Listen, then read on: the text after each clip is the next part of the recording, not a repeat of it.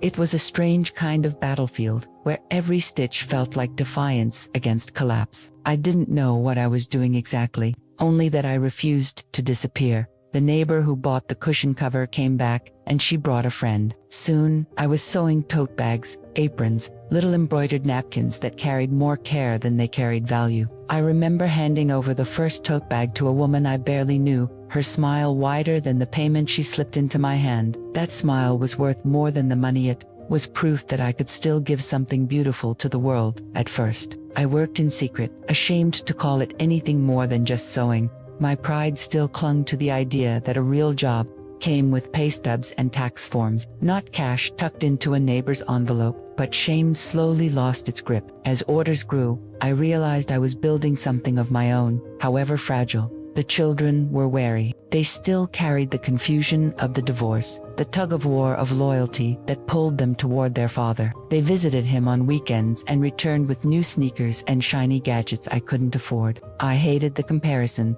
though I tried to hide it. What I offered them instead were evenings filled with the hum of the sewing machine, the smell of tomato soup simmering on the stove, and the quiet persistence of a mother who refused to quit.